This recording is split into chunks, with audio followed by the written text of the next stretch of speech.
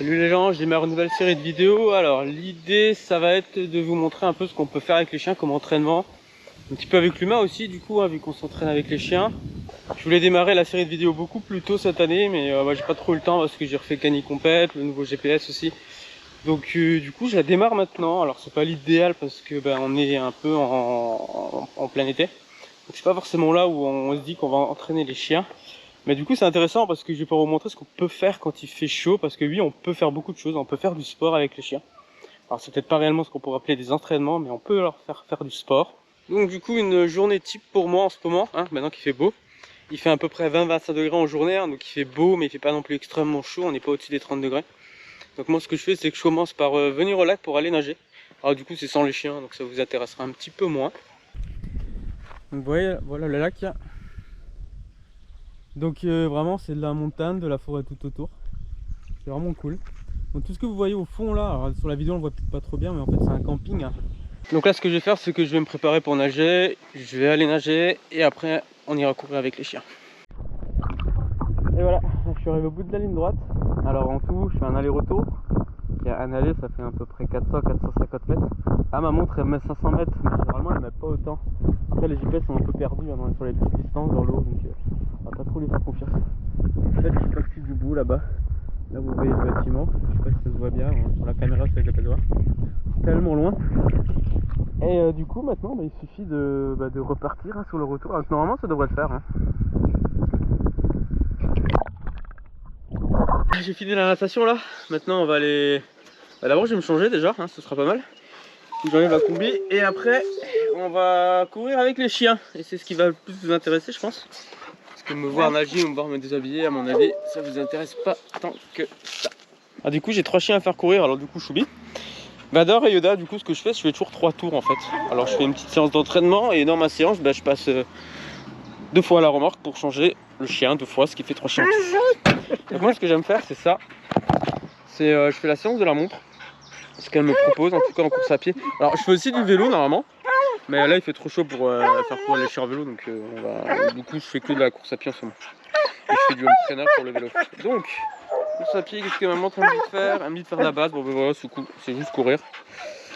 Courir lentement, c'est bien, c'est facile, on va faire ça. Ouais, je suis bien, on y va. Donc comme je disais, c'est pas parce qu'il fait un peu chaud que les chiens ils peuvent plus faire de sport. On a tendance toujours un petit peu à raccourcir en disant que quand il fait chaud, voilà, faut pas faut pas entraîner le chien, on dit ça. Alors c'est vrai, on va pas chercher à l'entraîner, mais ça n'empêche pas de le faire courir. Parce que là, le chien, il va aller plus vite que vous sans faire d'effort. Du coup, il va pas souffrir de la chaleur en fait. Alors après, il faut un peu choisir ses chemins. Comme d'habitude, l'idéal c'est la forêt, chemin en terre, sable. Là, vous voyez là, Choubi, elle a pas trop l'air de souffrir. J'ai failli tomber du coup. Ah, Choubi, allez. Vous voyez, elle est tranquille. Du coup, ça lui fait faire du sport. Moi, ça me fait faire mon entraînement. Parce que y a un truc qui est important, c'est que ok, en été on peut pas entraîner les chiens, mais du coup ça veut dire qu'on a le temps de s'entraîner nous. Et donc voilà, allez vous entraîner. Donc comme je disais avant, moi j'aime bien utiliser la montre et faire ce qu'elle me propose. Pourquoi? En fait c'est tout con, mais ça vous évite d'avoir à réfléchir. La montre elle est pas conne, elle va vous proposer un cycle d'entraînement plutôt intelligent qui dépend de vos capacités. Ça marche plutôt bien. Alors faut qu'elle ait des données fiables pour bien, on va dire, mesurer vos capacités, mais ça marche plutôt bien. Et du coup en fait ça vous évite d'avoir anticipé, à vous demander qu'est-ce que je dois faire aujourd'hui, demain, après-demain. Là vous allez à votre site d'entraînement, et vous voyez il y a le lac là. Ça c'est le lac du neige là. Du coup je disais, vous pouvez aller à vos entraînements. Alors vous choisissez des endroits à peu près sympas et puis vous faites ce que la montre vous dit. Donc elle va vous demander soit de faire de la base comme là aujourd'hui. Donc la base c'est plutôt simple si vous courez lentement. Ça ressemble un peu à de la récup, mais la récup c'est encore plus lent. Et ça elle va vraiment vous le proposer après un gros effort, donc après une compète. Et sinon elle va vous présenter des sprints suractionnés, du seuil. Elle va faire un petit roulement comme ça. Alors quand vous faites des entraînements un peu multidisciplinaires comme en triathlon, je suis pas sûr qu'elle comprenne toujours très bien. Notamment quand vous faites beaucoup de natation, je trouve qu'elle mesure pas très bien l'énergie que vous dépensez en natation. Au niveau charge d'entraînement, elle m'a toujours une toute petite charge, alors qu'en vrai, ok, les muscles ils ont rien, mais ça veut pas dire que le corps a de l'énergie. Alors du coup, elle est peut-être pas toujours très très intelligente, Mais globalement, moi en fait, j'arrive toujours à faire ce qu'on me dit de faire. Du coup, je le fais. Ça évite aussi de trop se fatiguer parce que si vous décidez vous-même sans savoir, sans être un coach en fait, hein, si vous n'avez pas les compétences, vous aurez facilement tendance à en faire trop. Attends, désolé. Alors que la montre, elle va toujours vous proposer un petit peu, je trouve, un peu en dessous de ce que j'ai l'impression de valoir. Et l'avantage du coup, c'est que ok, on se fatigue moins. Alors peut-être on se dit, si je fais moins d'efforts, je progresse moins. Mais l'avantage de faire moins d'efforts, c'est que ça vous permet d'en faire tout le temps. Vous n'allez jamais être KO, tous vos entraînements vont être bien faits. Vous allez être fiable dans votre processus d'entraînement.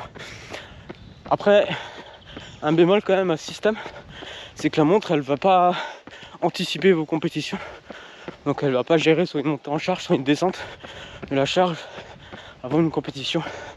Donc elle va un petit peu quelque part le savoir après, parce que vous aurez dépensé beaucoup d'énergie, elle le saura le jour de la compète. Mais avant la compète, elle sait pas. Donc ne le faites pas forcément ce qu'elle vous dit la semaine d'une compète. Mais ça, comme tout le monde vous le dira, la semaine d'une compète, vous continuez normalement, mais vous réduisez. Au lieu de faire des intervalles, vous en faites 6. Au lieu de courir à 5. Je sais pas, de faire ça il y a 4 ans, vous allez le faire à 5. Et vous diminuez. Mais surtout, vous arrêtez pas. Je voulais vous dévoiler un petit secret. Alors, c'est un petit secret qui est dans les Vosges du Nord. Alors, comme j'ai dit au début de la vidéo, on est à Filsbourg. Il y a le lac qui est juste derrière la forêt là, donc on est vraiment pas loin. Et il y a un petit secret dans la région. Alors, je sais pas trop si ça va se voir sur la caméra, mais il y a une école un peu particulière que tout le monde ne voit pas. Et cette école, c'est autre que Poudlard. Choubi, reviens, t'as pas le droit d'aller là-bas. Voilà. Comme ça, si vous êtes à Moldu, maintenant vous savez où c'est. Je suis pas sûr que vous pourrez la voir. Si ça se trouve, vous passerez à côté, vous verrez rien. Peut-être qu'en fait, moi je suis un magicien, mais je ne le sais pas.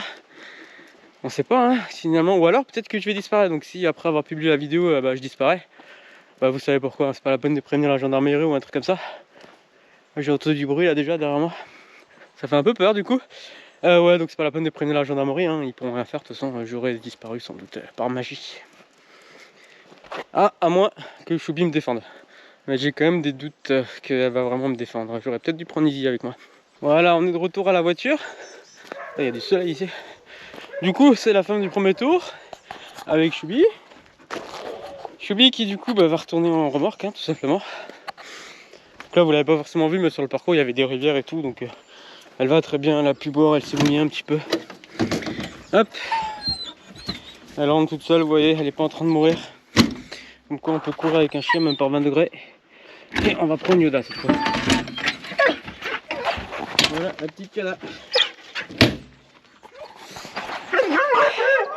Et du coup on va y aller, hein. Donc on continue pareil à faire de la base à 5,30. Oh, de retour à la voiture, cette fois c'était avec Yoda. On va repartir encore sur un tour avec notre ami Vador cette fois.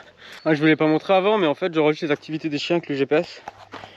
Donc en fait il suffit de lancer l'appli, hop, démarrer une activité. C'est Vador, là c'est du libre, c'est tranquille. Le GPS est connecté. On lance l'activité et puis maintenant du coup voilà. Comme je suis motivé, ce qu'on va faire, c'est qu'on va aller jusqu'au château, comme ça je vais vous le montrer, et le mur d'escalade aussi. Avec le petit Vador là, vous voyez, le chien fugueur, fugace et fugueur, surtout fugueur. Comme vous le savez, si vous avez regardé ou lu Harry Potter, à côté de Poudlard vous avez le lac qu'on a vu avant, et vous avez aussi un château. Bon, en vrai dans Harry Potter, château c'est Poudlard, mais c'est pas grave. Ici vous avez aussi une forteresse. Je sais pas si c'est le château de Hanou ou s'il a un autre nom. Il est là-haut. Et c'est là-bas qu'on va aller maintenant. Donc va falloir grimper un petit peu. Mais bon, Vador a l'air motivé. Allez mon petit Vador. Vous avez vu à quel point Vador a la couleur de l'herbe sèche quand même. Allez Vador, on y va. Allez, un peu plus vite là. Allez, ça descend. Ouais, on arrive au château. Avant d'être au château, on a d'abord le mur d'escalade. Du coup, je vais vous montrer ça. Donc vous avez tout ça comme mur d'escalade, donc il y a la partie là. Et ça continue là-haut encore. Et je crois que de l'autre côté, on peut aussi grimper. Donc c'est vraiment un beau site, je sais pas pourquoi il n'y a pas grand monde encore. Dans la roche, ça va être bien sèche déjà. Et on va continuer par là pour aller jusqu'au château. Et voilà le château. Alors il est plutôt en haut de la roche, hein, on va le voir un petit peu mieux après. C'est marrant, je viens de trouver ça par terre. Hein. J'ai l'impression que c'est un appareil électronique qui compte le nombre de personnes qui passent, le nombre de marcheurs. Ils veulent sans doute un petit peu mesurer le taux de visite du château. C'est marrant. Parce que je clique ici. Voilà. On va pas là d'être tactile. Bon, allez, on continue. Allez, on est arrivé. On va commencer l'ascension. Je sais pas par quel côté il faut grimper. Je sais pas s'il y a un côté mieux que l'autre. Je sais pas. Pour aller tout en haut, on va aller par là. On va suivre Vador, hein, après tout. Ça se trouve, il a déjà fugué par ici, il connaît tous les chemins. Donc autant le suivre.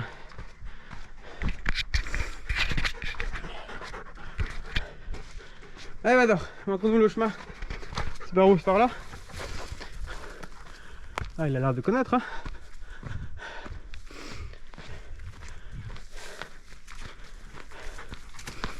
Alors, est-ce qu'on peut grimper jusqu'en haut ici?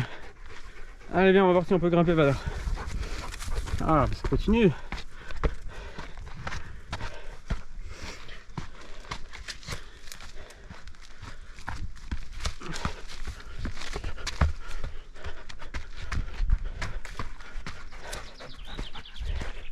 Ah, pas encore grimper par là, allez on y va. Allez Vador, montre-moi comment tu fais. Et on va venir ici Vador. Oh facile. Quand le chien il saute 1m50, il peut aller à peu près n'importe où. Bon. Je pensais qu'on aurait un meilleur point de vue. Ah, je vais aller voir de l'autre côté. Et là on va grimper du coup de l'autre côté. Vador a un peu pris d'avance. Allez Vador, tu vas là. Allez on continue. Ah bah oui, ça va mieux là. Vador, viens, on part là. Ah, je me souviens par ici maintenant. C'est là qu'on va pouvoir grimper. Allez Vador, on continue. Allez, saute. Allez, allez. Ah, Vador il a peur de rien. Ah, ici on peut monter. C'est là où une fois je l'ai fait en partant ici. Parce qu'elle voulait pas marcher sur les escaliers en métal là avec les trous, les grilles. Alors ça ne dérange pas pour trop. Ah bah voilà, c'est mieux là. On a une vraie vue là. Donc on va essayer de voir le lac. Ah là c'est bien là c'est pas mal. On voit à peu près toute la zone ici. Donc ici là, je vais essayer de vous montrer, ça c'est Poudlard. Donc, en fait c'est une école chrétienne, si je me trompe pas. Du coup par ici là je vois pas trop sur la petite caméra GoPro. Je sais pas ce qu'on voit en fait, mais là il y a le lac. Et du coup le parking avec la voiture il est sur la droite du lac, là il est par ici là quelque part. Donc ça c'est le terrain de jeu où je viens avec les chiens en été. En hiver je fais des vrais entraînements donc je viens pas jusqu'ici. Là c'est bien parce que je peux nager. C'est à peu près plat, donc vous voyez on peut faire du plat ou de la montagne, on a vraiment le choix. Donc c'est vraiment pas mal, c'est bien polyvalent. On a de la forêt, on a du champ, là vous avez un champ là. C'est là où on était avant. C'est plutôt cool.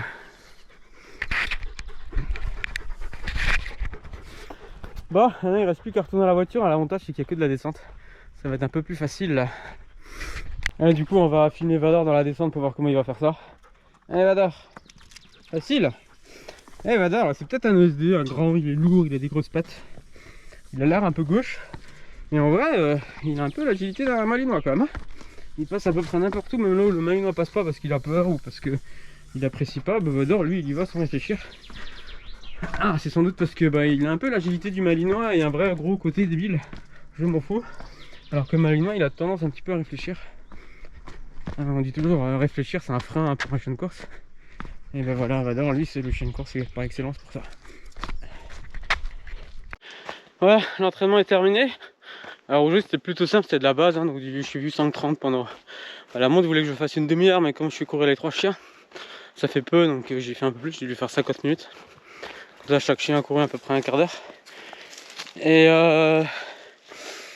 voilà, donc c'était un petit exemple de ce qu'on peut faire, même s'il fait chaud. Là les chiens clairement ils sont pas morts, hein, ils sont encore en pleine forme. Alors on leur demande rien en fait, hein. De toute façon ils vont courir plus vite que nous sans faire d'efforts. On les laisse faire. Si vous voyez que votre chien il commence à être fatigué, s'il se met à votre niveau, etc., c'est peut-être que vous en faites trop. Dans ce cas vous retournez à la voiture quoi. Ah du coup je fais une petite annonce parce qu'avec des amis on a créé un club Canic Combat Alsace, donc il est situé au nord de l'Alsace, donc c'est Orléans-Narbonne.